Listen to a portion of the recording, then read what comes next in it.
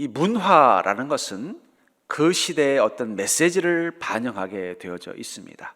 그렇기 때문에 그 문화를 연구하는 문화 인류학자들은 그 연구를 통해서 그 시대가 가지고 있는 가치관과 세계관을 그 문화 현상 속에서 발견하죠. 이 문화라는 게 뭐냐면 우리로 치면은 노래 혹은 어떤 그림, 건물, 어떤 행사, 축제 이런 것들이 다 문화에 들어가는 것들일 것입니다만, 그래서 고려 시대 때 문화를 보면은 이 불교적 가치관이 나타나고요, 조선 시대 문화를 연구해 보면 유교적 가치관들이 그 속에 다 배어져 있습니다. 하다못해 집을 하나 짓더라도 조선 시대 집에는 유교적인 질서가 그 안에 다 담겨져 있다는 거예요. 메시지가 있다는 거예요. 그런 것처럼 또 시대에 따라서 문화적 현상이 나타날 때 요즘 시대의 문화를 바라보면은 거기 공통된 메시지가 하나 있습니다. 여러분들이 가요를 듣든 영화를 보든 어떤 책을 읽든 거기에 공통된 메시지가 딱 하나 있어요. 그게 뭔지 아세요? 멋대로 살아라. 자기의 자신의 자유, 어떤 자기 다움을 누리고 사는 것을 한 단어로 뭐예요? 멋대로 살아라. 눈치 보지 말고 네 멋대로 살아라가 요즘 문화의 모든 현상이에요. 그래서 광고 하나에도 보면 뭐예요? 뭔가 멋대로 사는 사람이 멋진 인생처럼 보이는. 그래서 멋대로 사는 인생이 멋있는 인생이라고 표현하고 있다는 거예요.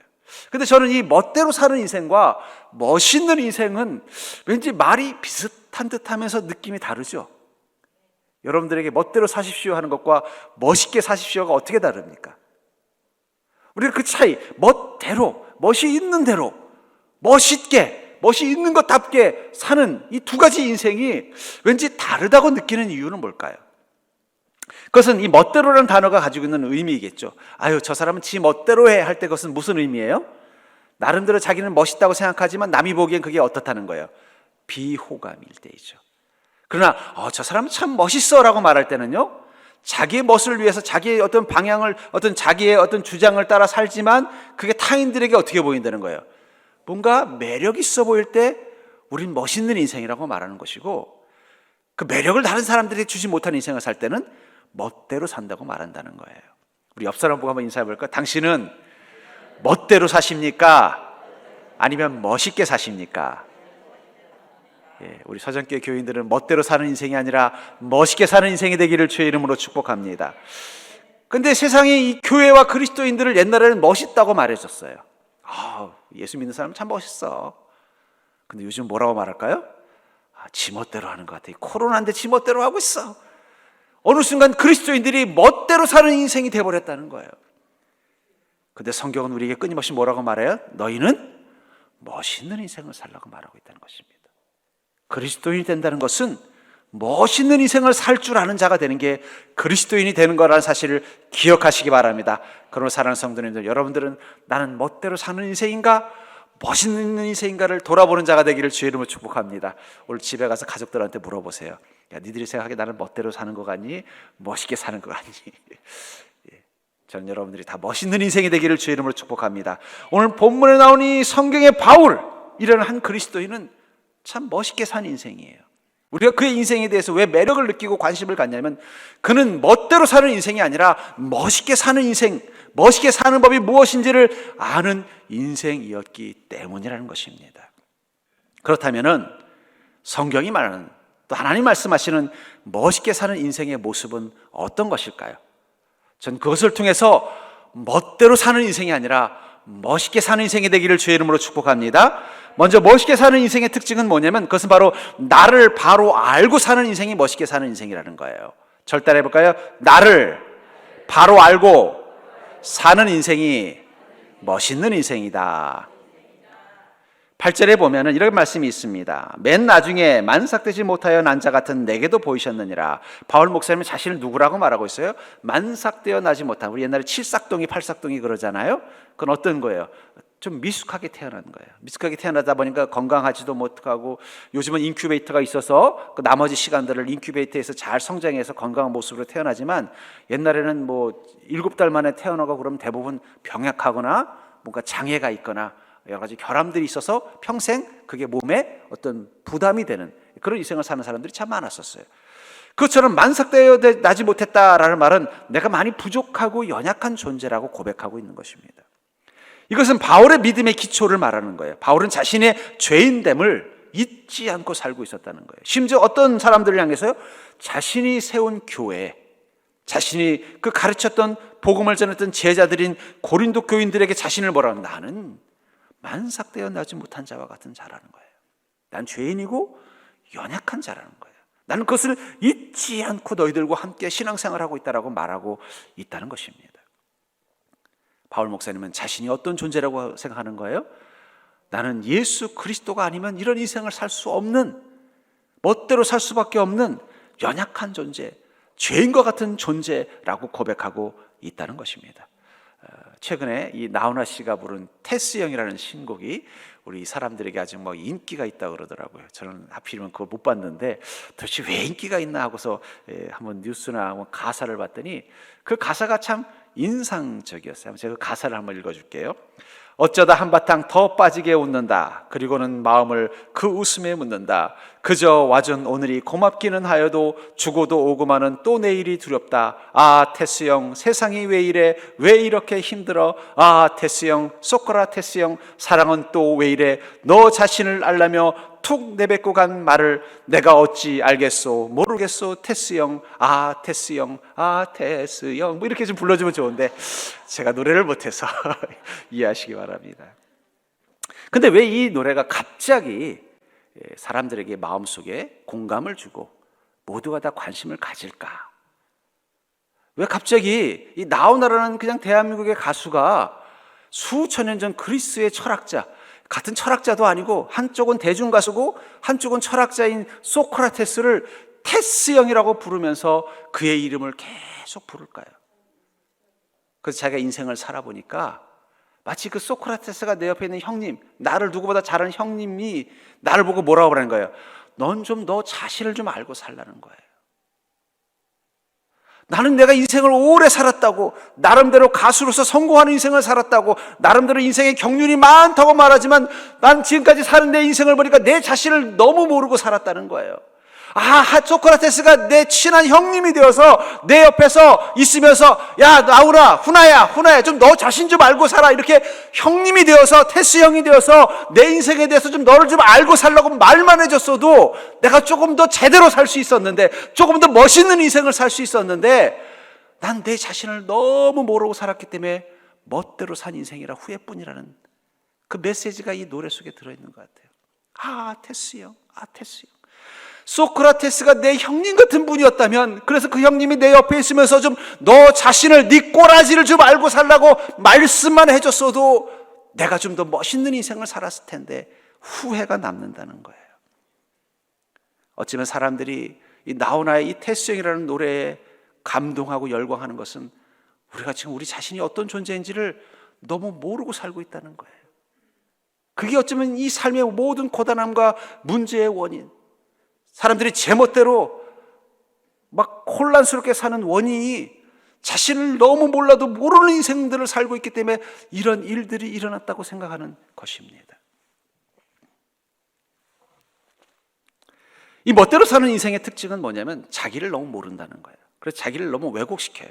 어떤 사람은 자기를 너무 과대하게 왜곡시키고 어떤 사람은 자기를 너무 초라하게 왜곡시킵니다. 그걸 이제 과대자기, 과소자기라고 하는데, 자기를 너무 과대하게 생각하는 사람은 자기를 너무너무 특별한 존재, 너무너무 소중한 존재라고 생각하니까 그것이 어떻게 반응이 나타나냐면 교만해지는 거예요. 사람들을 깔보고 또 허영이 생기는 거예요.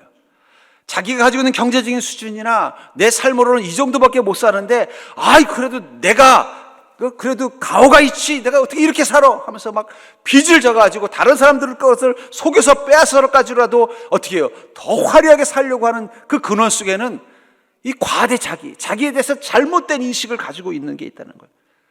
그리고 어떻게 해야 돼요? 무모한 행동을 하게 된다는 거예요. 과대 자기, 그게 바로 멋대로 사는 사람들의 특징이라는 거예요. 또 반대로 너무 자기를 너무 초라하게 생각하는 과소자기가 있어요. 그런 사람들 열등감에 사로잡혀 있습니다. 위축되어져 있고 무기력해져 있고 어떤 문제만 있으면 도망가기 바쁜 거예요. 어떤 자기가 책임지고 해결될 문제가 있으면 막 회피하기 바쁜 거예요. 아, 나 못해. 아, 나 이런 문제가 무서워. 그 모든 짐을 가족들에게 떠넘기고 다른 사람들에게 떠넘기고 자기는 도망가 버리는 거예요. 그 두 가지 원인은 뭐라는 거예요? 그들이 자기를 너무 모르기 때문이라는 거예요. 나의 정확한 모습을 모르기 때문에 어떻게 되는 거예요? 과대 자기가 되든지 과소 자기가 되어서 어떻게 되는 거예요? 멋대로 사는 거예요. 우리가 멋있는 인생을 살려면 내가 어떤 존재인지를 정확히 알아야 된다는 거예요. 테스 형이 내 옆에 있으면서 야, 좀 정신 차려. 너 자신이 어떤 자신인지를 좀 알아라. 너 자신을 좀 알고 살아. 그렇게 조언만 해줬어도 내 인생이 이렇게 멋대로 사는 인생이 아니라 멋있는 인생이 될 거라고 후회한 것처럼 전 여러분들이 자기 자신을 잘 알고 사는 인생이 되기를 주의 이름으로 축복합니다. 사도 바울은 자기가 어떤 존재인지를 정확히 알고 있었던 거예요. 심지어는 10절에서 뭐라고 말합니까? 나는 사도 중에 가장 작은, 9절에 나는 사도 중에 가장 작은 자라고 고백하고 있어요. 왜 자기를 사도 중에 가장 작은 자라고 말하고 있을까요? 그는 지금 하는 모든 사역들이 승승장구하고 있었어요. 다른 사도들보다 더 잘 되고 있는 거예요. 교회들을 막 전 세계에 다 전하고, 이 아시아와 유럽의 교회를 세우고, 이 고린도 지역까지, 이 그리스에 있는 고린도 지역까지 교회를 세우고, 세우는 교회들마다 부흥이 되고, 거기서 많은 제자들이 나오고, 성령의 역사하심이 나타나고, 막 죽은 자도 살리는 놀라운 이적들이 나타날 때 다른 사도들과 비교가 되는 거예요. 아직 다른 사도들은 여전히 이스라엘 땅에 머물면서 유대인들에게 복음 전하는 것에 모든 힘을 다 쓰고 있고, 그 핍박을 피해서 여기저기 도망다니고 순교를 당하고 있는 이 시간에 바울 목사님은 복음만 전하면 막 사람들이 뒤집어지고 옥문이 열리고 그냥 놀라운 일들이 일어나는 거예요. 결국 어떻게 되겠어요? 사람들이 바울이 진짜 사도다. 저 베드로 봐라, 베드로 지금 뭐 하고 있니? 바울이 진짜 사도지. 교회들을 세운 교회들을 막 최고의 부흥사가 된 거예요. 그때 자기가 어떤 존재인지 모르면 어떻게 될까요? 과대 자기가 올라오는 거죠. 나는 뭐 무슨 베드로가 사도야. 베드로가 사도면 나는 사도가 아니라 그냥 예수님 형제지. 근데 자기 자신을 너무나 잘 알고 있는 거예요. 뭐예요? 나는 만삭되어 나지 못한 자와 같다는 거예요. 나는 사도 중에 너무 작은 자야. 그것은 자신의 과대 자기가 자기의 자신을 잘 못 보게 만들고, 그것이 잘못하면 교만과 허영과 무모함을 만들 것을 경계하기 위해서 본인이 스스로 어떻게 한 거야? 나는 너무너무 작은 자라는 거예요. 난 죄인이었다는 것입니다. 교회를 핍박했던 자라는 거예요. 그런 내가 이렇게 지금 위대한 일들을 하는 것은 내 힘과 내 능력이 아니라 오직 하나님의 은혜뿐이라고 고백하는 거예요. 자기를 누구보다 잘 알고 있는 거예요. 우리가 이 그리스도인들 중에 때로는 하나님이 놀라운 복을 부어주실 때가 있어요. 그때 내 자신이 어떤 존재인지를 정확히 모르면요, 그 순간 우린 교만해지는 거예요. 그리고 다시 범죄하게 되고 타락하게 되더라고요. 또 인생의 어떤 시험과 문제를 만났을 때 우리가 우리 자신이 어떤 존재인지를 정확히 모르면요, 또 거기에 너무 낙심이 돼가지고 시험 들어서 모든 걸 자포자기하고 믿음을 잃어버릴 때도 많더라고요. 그 근원은 뭐예요? 자신이 누군지를 바로 알지 못하기 때문입니다. 그렇다면 우리 자신이 어떤 존재인지를 바로 알려면 어떻게 해야 될까요? 히브리서 10장 24절은 이렇게 말하고 있습니다. 서로 돌아보아 사랑과 선행을 격려하며. 여러분, 우리가 우리 자신을 아는 것은 참 힘듭니다. 과대 자기를 가진 사람은 거울 속에 자기를 보면 장동건처럼 생겼어요. 과소 자기를 가진 사람은요, 거울을 보면요, 뜯어 고칠 것만 보여요. 이번에 성형수술을 해야 되나 말아야 되나. 거울마저도 자기를 정확하게 안 보여준다고요. 그러니까 어떻게 해야 돼요? 서로 돌아봐. 다른 사람을 통해서 나를 볼 줄 아는 게 필요하다는 거예요. 하나님이 교회 공동체를 준 건 뭐예요? 우리 자신을 바로 볼 수 있도록 서로가 서로에게 격려해주고, 또 정확히 볼 수 있도록 권면해주는 역할. 여러분들 옆에는 테스 형은 없지만 종기 형은 있습니다. 믿으시기 바랍니다. 여러분들 자신을 잘 아시기 바랍니다. 그래야 여러분들이 멋있는 인생을 살기 때문이에요.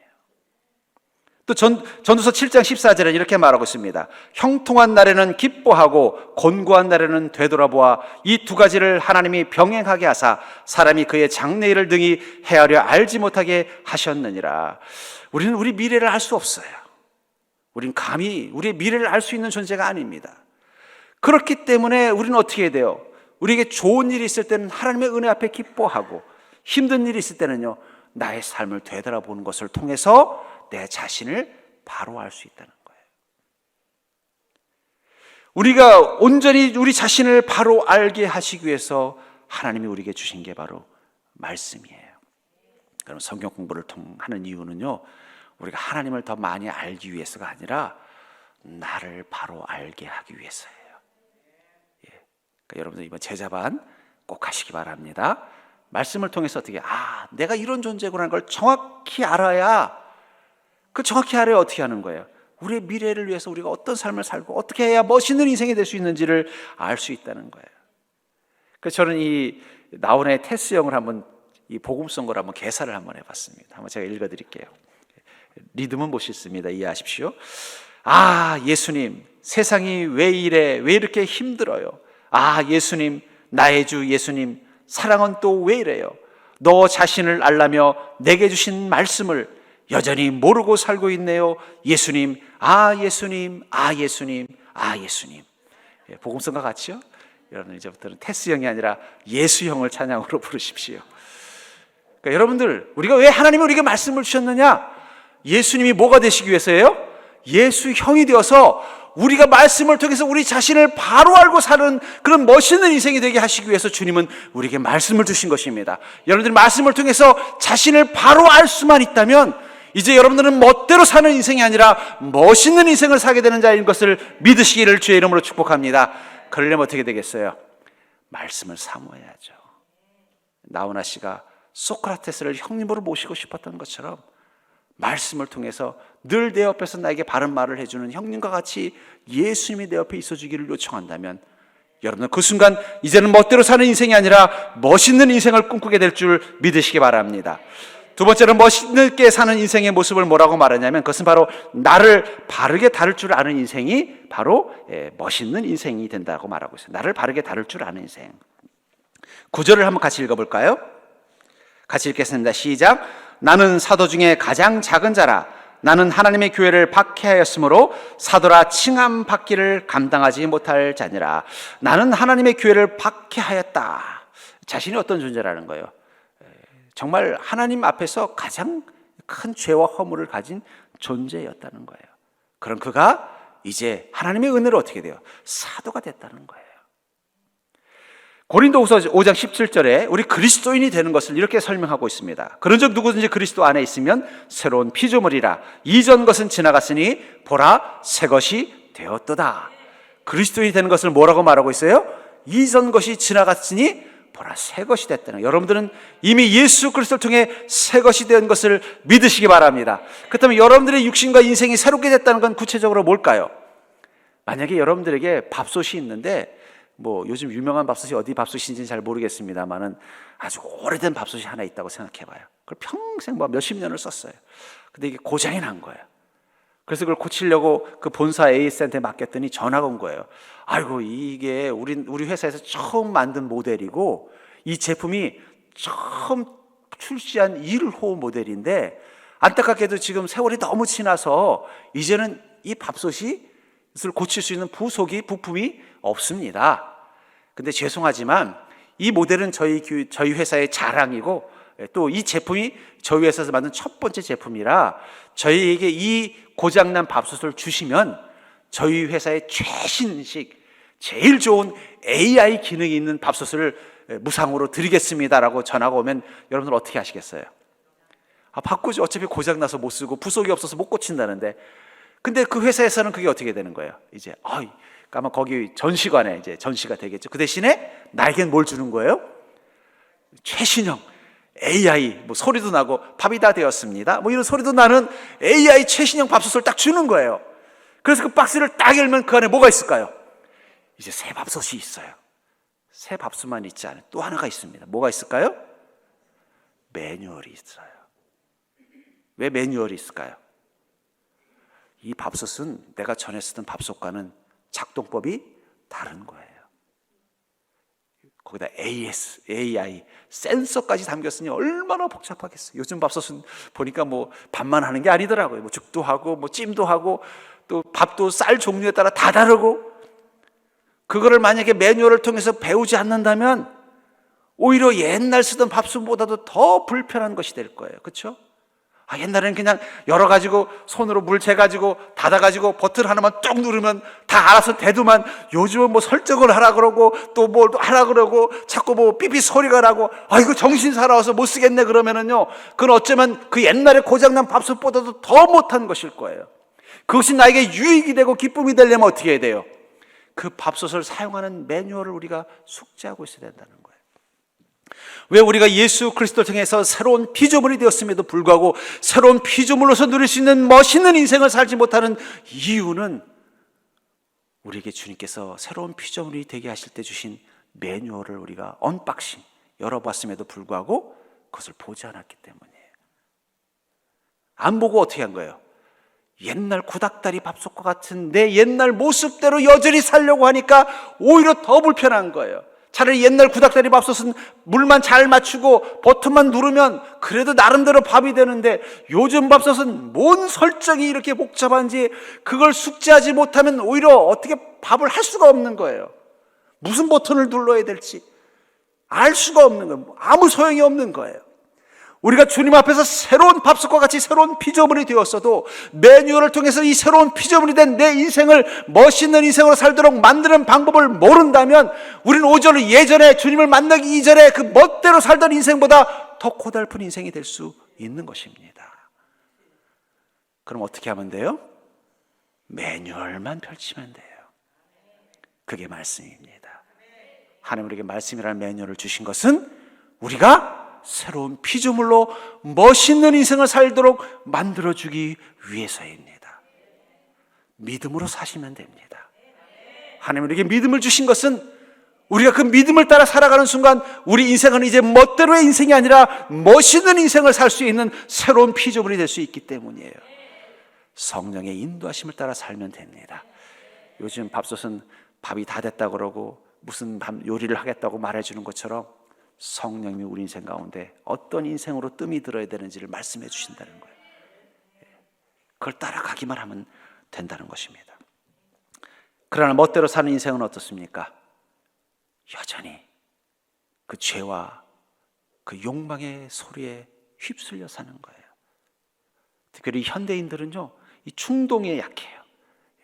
누가 좋다 그러면 누가 좋다면 저러르, 뭐가 나쁘다 그러면 막 같이 화를 내고, 도대체 왜 나쁜지도 생각도 해보지 않고 그냥 막 화부터 내고 보고, 남들이 좋다 그러면 뭐 좋은지도 모르고 무조건 좋다니까 뭐 해보고는 나중에 그게 왜 좋은지 나중에 고민해보는, 마귀가 제일 좋아하는 성품이에요. 마귀는 미혹의 영입니다. 지 멋대로 사는 사람에게 가서 이게 좋아 이게 좋아 그러면요, 말씀이라는 매뉴얼이 없고 믿음이라는 매뉴얼이 없고 성령의 인도하심이라는 매뉴얼이 없으면 아무리 거듭난 우리도 그 마귀의 유혹 앞에 그냥 후루룩 끌려가가지고 인생을 멋대로 살게 만들어버린다는 거예요. 그 속에서 우리가 어떻게 해야 될까요? 우리의 마음을 다스리는 게 중요하다는 거예요. 고린도서 12장 5절부터 7절에 보면은, 내가 이런 사람을 위하여 자랑하겠으나 나를 위하여는 약한 것들 외에 자랑하지 아니하리라. 내가 만일 자랑하고자 하여도 어리석은 자가 되지 아니할 것은 내가 참말을 함이라. 그러나 누가 나를 보는 바와 내게 듣는 바에 지나치게 생각할까 두려워하여 그만두노라. 여러 계시를 받은 것이 지극히 크므로 너무 자만하지 않게 하시려고 내 육체에 가시 곧 사탄의 사자를 주셨으니 이런 나를 쳐서 너무 자만하지 않게 하려 하심이라. 이 바울 목사님은 자신이 여러 계시를 받은 것이 지극히 크므로 하나님이 여러 가지 은혜와 능력을 너무 많이 부어준 거예요. 바울 목사님이 복음을 전하면 그냥 사람들이 다 뒤집어지고, 심지어 이방인들도 막 예수님을 뜨겁게 믿고요, 교회를 세우면 그것에 놀라운 성령의 역사가 나타나고요, 심지어는 바울 목사님이 가지고 다니는 손수건만 만져도 죽은 자가 살아날 정도로 놀라운 은혜와 능력이 풍성하게 넘치는데, 바울 목사님에게 한 가지 약점이 있었어요. 눈병이 있는데 이게 낫질 않는 거예요. 사람들이 그러는, 이 죽은 자도 살리신다는 바울 목사님이 자기 눈병은 못 고치네. 그것을 바울 목사님은 뭐라고 말해요? 그것은 내가 주님이 주신 너무 큰 은혜와 능력이 나를 자만하지 않게 하기 위해서 하나님께서 주신 거라는 거예요.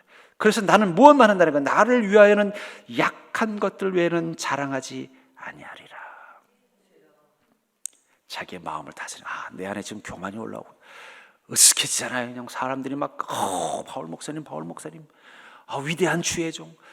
막 교회 가면요, 막 성령의 역사가 나타나고 그냥 수많은 사람들, 심지어는 막 로마의 지도자들도 막 예수를 만나 영접하고 막 그런 놀라운 막 능력들이 나타나면 자기도 모르게 교만함이 나타날 수밖에 없는 거예요. 사람들마다 그런 거예요. 아이고, 뭐 베드로나 요한은 바울 목사님에 대한 비교도 못하지. 아이, 바울 목사님이야 진짜 사도지, 진짜 찐이야, 막 이러는데 막 얼마나 교만해지겠어요. 그때마다 뭐라고 말하는 거야? 지금 마귀가 나를 미혹하고 있구나. 내가 내 멋대로 살도록 만들려고 나를 미혹하고 있구나. 나는 오직 나의 약함, 내가 죄인됨, 내 연약함만을 자랑하겠다. 나머지는 다 주님의 은혜인데 내가 자랑할 게 뭐 있어? 여러분들에게 누가 와가지고 미안하지만 내가 지금 급한 일이 있는데 이 가방 좀 맡아줘. 근데 그 가방에 보니까 5만 원짜리가 1000장이 들어있어요. 그럼 얼마입니까? 그럼 여러분 그걸 자랑하겠어요, 안 하겠어요? 그럼 내게 아닌데 뭐하러 자랑해요? 차라리 내 주머니에 있는 5만 원짜리 10장을 자랑하지. 그 5만 원짜리 1000장이 있어도 그게 내게 아니면 자랑하지 않는 거예요. 내 인생에 놀라운 계시와 능력이 나타나는 게 다 하나님이 주신 은혜인데 그걸 내가 뭐하러 자랑해? 그건 하나님이 맡겨주신 것뿐이지. 가져가면 끝인데 내가 그걸 뭘 자랑해요? 내가 자랑할 건 아무리 뒤져보니까 뭐밖에 없다는 거예요. 죄인 되고 약한데 주님의 은혜가 임한 것밖에는 자랑할 게 없다는 거예요. 자기 마음을 죄와 욕망으로 다스리는 비결이 거기에 있다는 거예요. 특별히 현대인들은요, 너무 마귀가 유혹하기 쉬워요. 그 마음이 어떻게 돼요? 조금만 해도 멋대로 살 수 있는, 너 괜찮아, 너 이렇게 해도 돼 하면 막 그 멋대로의 마음이 확 올라와서 어떻게 막 그냥 여리저리 끌려다니고 유혹 앞에 너무 쉽게 넘어지고 선동당한다는 거예요. 제가 보기엔 마귀가 요즘은요, 난 요즘 너무 바빠, 먹고 살는데 걱정 없어, 그냥 사방이 내 밥들이야, 말만 한번 하면 그래 하면서 그냥 막 따라다녀. 그런 시대가 살고 있다는 거예요. 그때 지금 필요한 건 우리 마음을 다스리는 것입니다. 무엇을 가지고 다스려요? 말씀과 믿음과 성령의 인도하심으로 가야만 우리는 멋있는 인생을 살 수 있어요. 아무리 새로운 피조물이 돼도 그 매뉴얼을 잃어버리면요, 또 마귀가 와서 어떻게 우리를 멋대로 살게 만든다는 거예요. 옛날 밥솥은 버튼만 눌러도 밥은 되는데 요즘 밥솥은 버튼 잘못 누르면 어떨 때는 진밥, 어떨 때는 된밥, 어떨 때는 3층밥, 이해 모르겠어.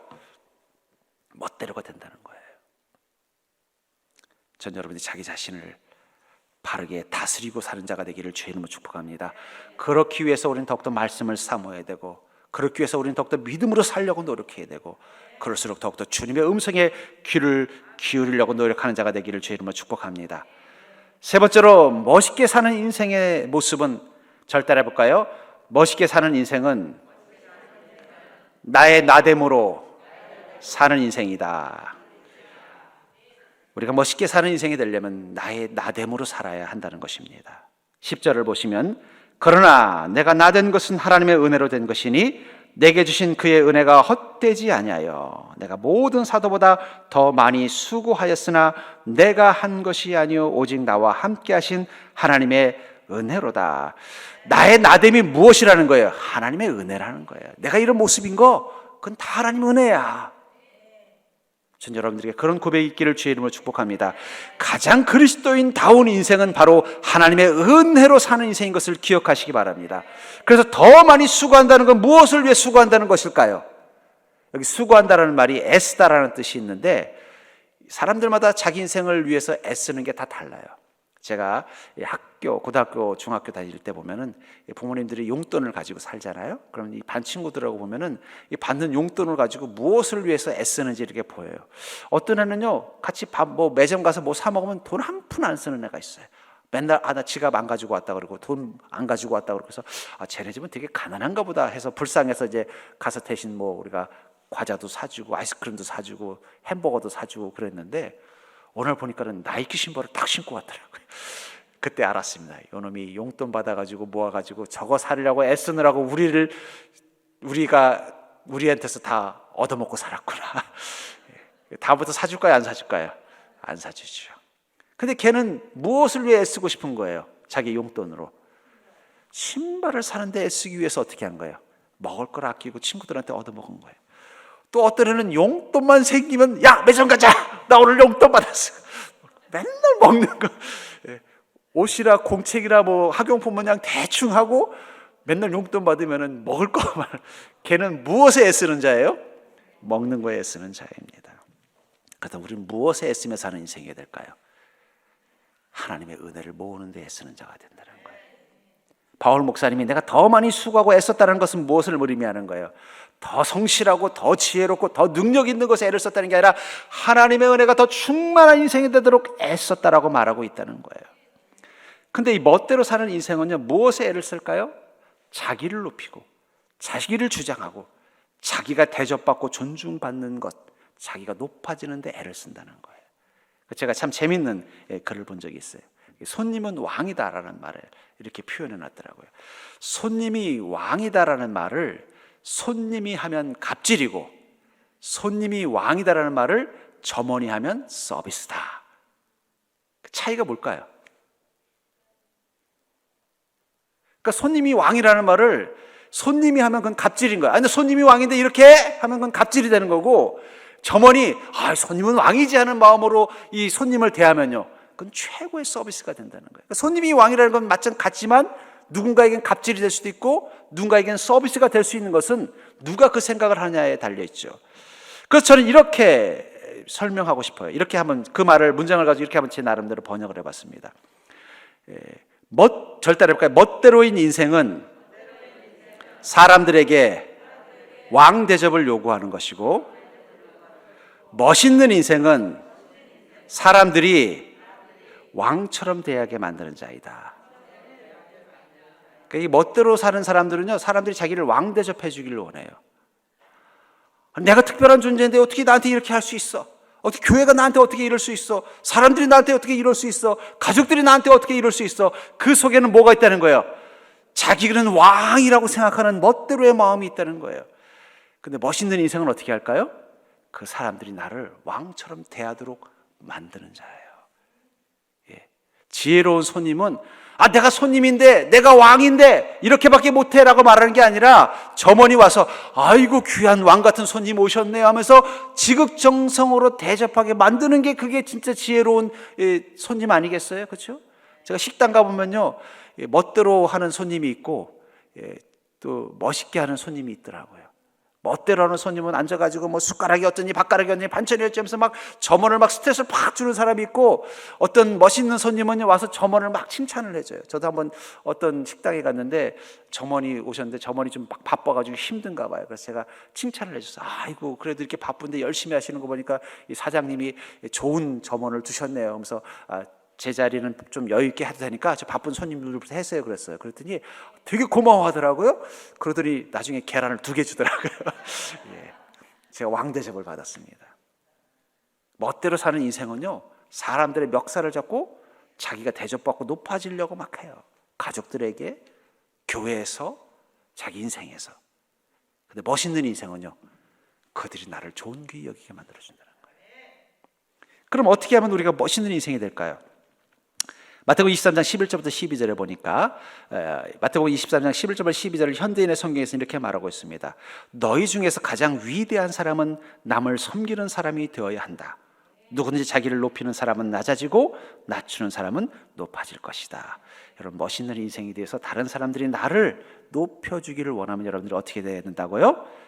남을 섬기는 모습, 겸손함으로, 온유함으로. 그러면 어떻게 되나요? 저분은 진짜 멋진 그리스도인이구나. 또 시편 91편 14절에서 보면은 이 멋있는 그리스도인을 이렇게 말하고 있습니다. 하나님이 이르시되 그가 나를 사랑한즉 내가 그를 건지리라. 그가 내 이름을 안즉 내가 그를 높이리라. 우리가 주님을 뜨겁게 사랑하면서 그렇습니다. 주님, 저는 주님의 은혜가 아니면 살 수 없습니다. 저는 주의 종입니다. 저는 만삭되어 나지 못한 자입니다. 저는 교회를 핍박한 죄인 중에 괴수입니다. 감히 저를 그리스도인이라고 부르다니요, 제겐 감당치 못하겠나이다.